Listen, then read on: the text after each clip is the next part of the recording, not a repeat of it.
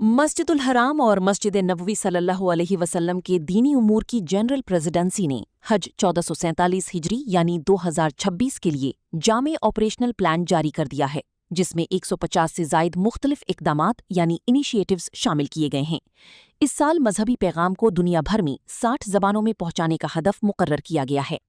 Media reports के मुताबिक हरमैन शरीफैन के इदारा दीनी उमूर के सरबरा शेख डॉक्टर अब्दुर्रहमान अस्सुदैस ने मक्का मुकर्रमा में ऑपरेशनल प्लान की तफसीलात बताते हुए कहा कि दुनिया भर से आने वाले हाज़मीन हज को भरपूर आगाही और मुख्तलिफ दीनी खिदमात फराहम की जाएंगी।